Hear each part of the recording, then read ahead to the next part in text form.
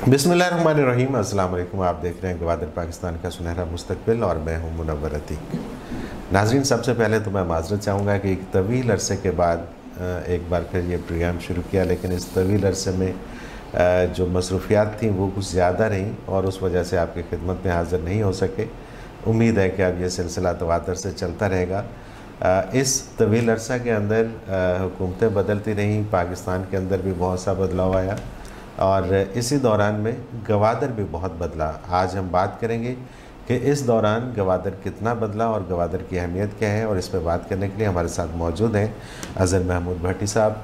और ये बहुत ज़्यादा गवादर के ऊपर गहरी नज़र रखे हुए हैं। गवादर और सी पैक के हवाले से एक मुस्तनद नाम है। बहुत शुक्रिया भट्टी साहब, आपने हमें वक्त दिया। Thank you. सबसे पहले तो मैं चूँकि एक अरसे के बाद ये प्रोग्राम दोबारा हम शुरू कर रहे हैं, तो नाजरीन कई कट जाते हैं, कई जुड़ जाते हैं, तो जो नए नाजरीन हैं उनके लिए मैं चाहूँगा कि आप थोड़ा सा ये वजाहत कर दीजिए कि गवादर है क्या। हाँ जी, अस्सलाम वालेकुम जी। बहुत अच्छा सवाल किया आपने। गवादर जी, जैसे ऊपर सूरज है नीचे ज़मीन है, ऐसे दुनिया की सबसे बड़ी हकीकत है। और दुनिया की सबसे बड़ी इसकी जो डेफिनेशन है वो दुनिया की सबसे बड़ी, दुनिया की सबसे गहरी और दुनिया के सेंटर में, तीन चीज़ें एक जुमले में हैं जी। दुनिया की सबसे बड़ी, सबसे गहरी, दुनिया के सेंटर में बंदरगाह है ये। ठीक है। जब से दुनिया बनी है तीन जगह पर तिजारत हुई है, जब से चीज़ें बननी शुरू हुई हैं। दुनिया तो हज़ारों सालों से है, लेकिन जब से चीज़ें बननी शुरू हुई, तीन जगह तिजारत हुई है। और कहाँ पे हुई है? सबसे पहले सिंगापुर, जब हमारे दादा हजूर होते थे, चीज़ें थोड़ी थोड़ी बननी शुरू हुई, सिंगापुर बना। फिर हांगकांग बने, चीज़ें और ज़्यादा बननी शुरू हो गई। फिर चीज़ें और ज़्यादा बननी शुरू हुई तो दुबई बना।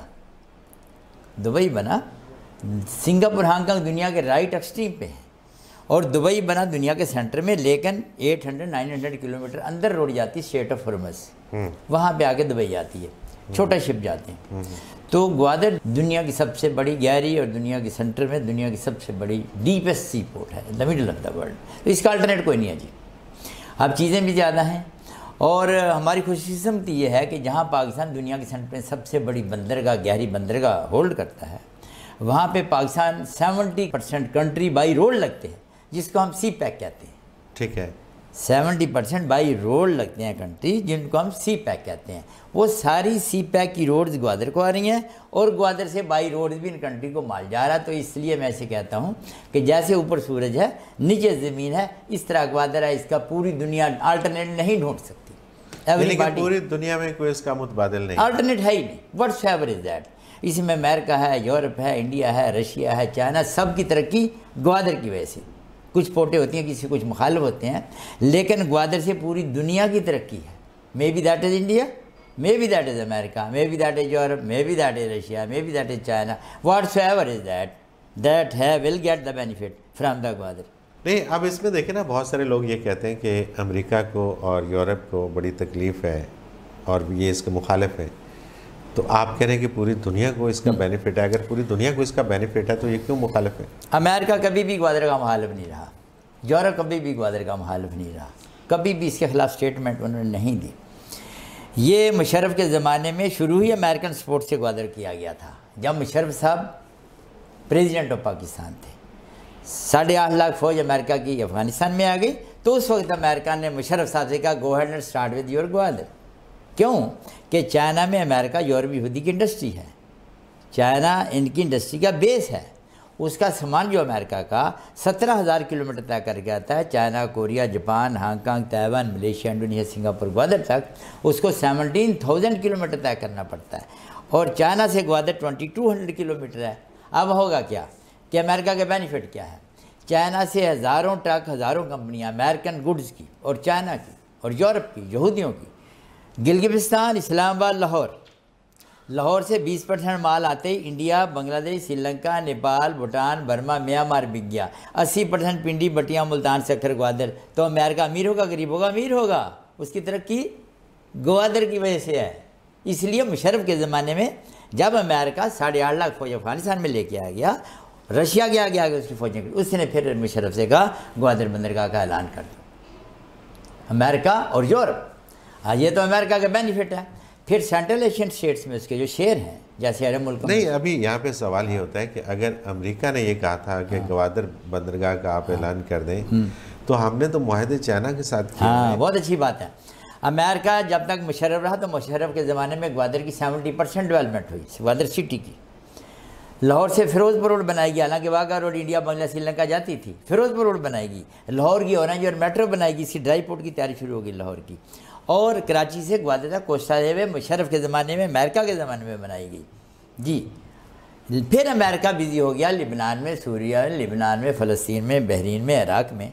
फिर उसने चाइना से कहा तुम इसको संभालो, मैं इंटरनेशनल अफेयर देख लो। नहीं, वो चाइना का इतना ही दोस्त है कि उसने कहा जी आप इसको संभालो और मेरा ऐसे इंटरेस्ट पहले अभी तक 2-3 साल तक जब चाइना ने आके कहा कि ये सी पैक भी मेरे हैं और मेरे जो इंडस्ट्रियल जोन बने उसने शेयरिंग ले ली, उसने कहा मैं युआन चलाऊँगा, तो और चाइना भी इस दरमियान में बहुत स्ट्रॉन्ग होना शुरू हो गया, तो फिर ये 2-3 साल में इख्तलाफात इनके आए हैं। नहीं, आप क्या समझते हैं कि अमेरिका इतना बेवकूफ़ है, उसको नहीं पता कि अगर चाइना यहाँ पर आ जाता है और चाइना ये बेनिफिट लेगा तो चाइना तो सुपर पावर। नहीं, 3-4 साल पहले तक चाइना और अमेरिका एक ही कश्ती के मुसाफिर थे। रशिया और इंडिया के ख़िलाफ़ इन्होंने पाकिस्तान और चाइना को डेवलप किया, इंडिया और रशिया के ख़िलाफ़, कि अगर पाकिस्तान कमज़ोर होगा तो अरब मुल्कों पे ये कंट्री कब्ज़ा कर लेंगे। इसलिए पाकिस्तान की हर सपोर्ट अमेरिकन ने की है, इसी वजह से, क्योंकि हमारी स्ट्रेटेजिक लोकेशन है। और पाकिस्तान को सपोर्ट करने लगे इन्होंने चाइना, इन दोनों कंट्री को मुकाबला करने के लिए अमेरिका यूरोप ने चाइना में इंडस्ट्री लगाई, चाइना को डेवलप किया। और चाइना जब इस सी पैक संभाला, उसने इंडस्ट्रियल जोन उसने बनाए और ग्वादर में, तो फिर चाइना ने जब युआन का नाम ले लिया तो फिर अमेरिका जो है वो टेंशन में आ गया कि ये क्या हो रहा है युआन। तो मैं तो समझता हूँ कि ग्वादर में ना तो युआन चलना है ना रुपया चलना है, वो तो रुपया ना डॉलर चलना है, वो रुपया चलना है। That is in Pakistan, not yuan not dollar, only work rupee will work, rupee will up and dollar will down. ये कौन जुर्रत करेगा कि वहाँ पे जी, कौन जरूरत नहीं है। ग्वादर हमारे पास है, हम उसके ओनर हैं। जो भी चीज़ आएगी रुपए में चेंज होगी, रुपया ऊपर डॉलर नीचे गिरवी रखी हुई है अपनी जी, हर चीज़ तो आपने गिरवी रखी हुई है। बातें आप उनकी मानते उधर आते हैं। चाइना आपसे कहे कि यहाँ पे युआन चलना है तो आप कैसे उसको मना करें? मैं उधर आता हूँ, मेरे दफ्तर में चाइनीज़ भी आते रहते हैं, अमेरिकन भी आते रहते हैं, चाइनीज़ कंपनियाँ। उन्होंने कहा you know mister Bhatti we are doing the CPEC and this and that. मैंने कहा what is your CPEC, take your CPEC out and I don't need your CPEC. Dubai में कोई सी pack है? नहीं है। Singapore Hong Kong में सी pack है? नहीं है। 5 किलोमीटर रोड लगा के। ग्वादर है क्या? जो भी कंट्री को चीज़ बनाता है, मदरशिप भर के लाएगा ग्वादर में, दूसरे शिप से ले जाएगा। ग्वादर में उसके डिस्प्ले सेंटर, शोरूम भी होगी, ट्रेडिंग भी होगी, सारा कुछ होगा। हमें सी पैक चाहिए ही नहीं। सी पैक तो एक एक्स्ट्रा बिजनेस है, business when our seaport is in Pakistan and जो उसकी जो भी कोई ट्रेड होगी वो पाकिस्तानी रुपये में चेंज होगी, पाकिस्तान में आएगा, पाकिस्तानी के नेम पे वो कंपनियां काम करेंगी कफालत में। आप इसको इस तरह से देख रहे हैं कि जिस तरह से कराची पोर्ट है हमारी जी, इसी तरह से अगर ग्वादर की पोर्ट बनती है तो जिस तरह से कराची काम हो रहा है इसी तरह से ग्वादर में काम होगा। कराची से 1000 टाइम बेटर होगा। 1000 टाइम बेटर होगा। क्यों कि जो भी चीज़ ग्वादर में आएगी वो रुपये में चेंज होगी, युआन में नहीं, डॉलर में नहीं। That is in Pakistan. ये जो कर्जे मर्जे आपके, तो ये तो 6 महीने में सारे फारग हो जाएंगे। 6 महीने साल में आपके कर्जे फारग हो जाएंगे आपके, सिर्फ ग्वादर पोर्ट से। पाकिस्तान के कितने कर्जे हैं? वर्ड्स है मे बी 120 और 150 billion like that. It's not big amount. कैसे ख़त्म हो जाएंगे? जब पूरी दुनिया, हमने कोई चीज़ बनाई नहीं है सर, जो चीज़ हमने बनाई नहीं है, हमारी हालत ऐसी है। जो चीज़ हमने बनाई है वो किसी के पास है नहीं। वो क्या है? वो क्या है? ग्वादर सी पोर्ट है। गाड़ी टोयोटा जापान में बने या अमेरिका में सुपर कंप्यूटर बने या शिवलैंड गाड़ी अमेरिका में बने या यूरोप में मशीनरी बने, बिकेगी कहाँ पे? ग्वादर में आके रुपये में चेंज होगी, रुपया ऊपर डॉलर लीजिए। It's nothing, it's a peanut, these loans are peanut for us. आप क्या समझते हैं कि पूरी गवर्नमेंट के अंदर कोई ऐसा बंदा नहीं है जिसको बात समझ नहीं आ रही? सबको समझ आ रही है। क्यों नहीं कर रहे? कर रहे हैं। अब आते हैं कि काम क्या हुआ इसके ऊपर, इसकी स्पीड क्या है। लोग पूछते हैं मेरे से, मैं कहता हूँ कि DHA में प्लाट ले लो तो 30 साल बाद प्लाट मिलता है। ठीक है। CDA इस्लामाबाद में 35 साल बाद प्लाट मिलता है। ग्वादर ने 18 साल में पूरी दुनिया को फाड़ दिया। दुनिया की सबसे बड़ा सिटी डेवलप, दुनिया की सबसे बड़ी बंदरगाह बनाएगी, उसके लिए 6000 किलोमीटर लंबी मोटरवे कोस्टल हाईवे बनाएगी, उसके लिए अंडरपास ओवरपास बनाएंगे, ब्रिजेस बनाएंगे। इतना बड़ा प्रोजेक्ट दुनिया में आया ही नहीं है। और अगर 18 साल में आप देखें, जब तक बोट ऑपरेशन में नहीं थी तो सारी दुनिया हमारी मुखालफ थी, हमारा वज़ीर ख़ारजा नहीं था, रूस हमारा मुखालफ था, ईरान मुखालफ था, यूरोप मुखालफ था, अरब मुखालफ था। लेकिन क्या, जब ग्वादर ऑन किया है जाम कमाल साहब ने, जब ग्वादर ऑन किया है, अरब हमारे साथ आ गए हैं, रूस हमारे साथ आ गया, ईरान हमारे साथ आ गया, यूरोप हमारे साथ आ गया, अमेरिका जो ड्रोन हमले करता था वो हमारी खुशामद पे आ गया। ये this is what is the power of the Gwadar. Gwadar operation में है। ग्वादर का ऑन ऑफ होना बलूचिस्तान की हुकूमत के इख्तियार में है या वफाकी हुकूमत के इख्तियार में? दोनों इसको हैंडल करते हैं। लोकल बॉडी चीफ मिनिस्टर को कंट्रोल करता है, लेकिन गवर्नमेंट का डिपार्टमेंट ऊपर से फेडरल गवर्नमेंट भी इसको सुपरवाइज करती है। नहीं, वो देखें, एक होता है सिर्फ सुपरवाइज करना और डिसीजन नीचे लेना। डिसीजन दोनों मिलकर ले रहे हैं। जो इसकी सीपैक अथॉरिटी बनाई गई थी, ग्वादर सीपैक अथॉरिटी, वो कंट्रोल कर रही थी, लेकिन it's control by our armed forces, वो इसको कर रही है। और तो जमाल कमाल का तो फिर उसमें क्या रोल रह जाता है? जमाल कमाल अगर चाहे कि मैं इसको डेवलप कर दूं और वफाकी हुकूमत ना चाहे तो वो क्या कर सकता है? नहीं, कोई जा ही नहीं सकता, ऐसा हो नहीं सकता। सारी गवर्नमेंटें जो भी आ रही हैं वो काम कर रही हैं। किसी ने कम किया, किसी ने ज़्यादा किया। सीपैक हर दौर में बना, जैसे हमने आटम बम 6 दौरे हुकूमत में बनाया। भुट्टो साहब ने बनाया, इसाक खान ने बनाया, जियाउल हक ने बनाया, जुनेजो ने बनाया, बेनज़ीर ने बनाया। 6 दौरे, थोड़ा हर एक ने हिस्सा उसमें डालते गए। ये जो सीपैक है ना सर, ये हर दौरे हुकूमत में इस पर काम हुए हैं। इस दौरे में हुकूमत जो पिछली थी, इसमें 65% सीपैक बने हैं। ईस्टर्न जोन बना है, सेंट्रल रूट बने हैं, ये वेस्टर्न रूट के कुछ पीस बनाए गए हैं। तो ये नवाज शरीफ के दौर में भी काम हुआ, इस पर जरदारी साहब के ज़माने में भी काम हुआ, ये इसके मुशर्रफ साहब के ज़माने में भी काम हुआ, और इमरान खान के दौर में तो बहुत ज़्यादा हुआ। अच्छा, आप कह रहे हैं, मैं सॉरी यहाँ पे थोड़ा सा मैं क्लियर करना चाहूँगा अपने नाजरीन को भी और ख़ुद भी क्लियर होना चाहूँगा कि हमें बताया ये जाता था अपोजिशन की जानब से कि ग्वादर पे तो कोई काम नहीं हो रहा। आप कह रहे हैं कि इमरान खान के दौर में बहुत ज़्यादा काम हुआ, तो इमरान खान के दौर में क्या काम ऐसा हुआ कि जिसको आप लेके तो कह रहे हैं कि सबसे ज़्यादा काम हुआ? हमारा जो कि बेस ग्वादर है, हम ग्वादर पे काम करते हैं। सीपैक में तो हर दौर में काम हुआ, नो डाउट। किसी दौरे हुकूमत में ज़्यादा हुआ, किसी, लेकिन हुआ, रुकावट नहीं आई। ठीक है। लेकिन असल चीज़ तो माँ तो ग्वादर है, हमारा बेस ग्वादर है, दुनिया का बिजनेस सेंटर ग्वादर है। सीपैक हम बनाए ना बनाए, इट्स एडिशनल, यानी कि उसकी इतनी अहमियत नहीं है। नो, लोग सीपैक लगाते हैं, सीपैक की इतनी इंपॉर्टेंस नहीं है। अगर सीपैक ना भी हो, इवन दैन पूरी दुनिया के मदरशिप आएंगे और ले जाएंगे और ट्रेडिंग सारी ग्वादर में होगी, फिर भी हमारा रुपया ऊपर डॉलर नीचे जाएगा। असल चीज़ें ग्वादर के ऊपर किसने काम किया, तो ग्वादर में मुशर्रफ साहब ने काम किया था।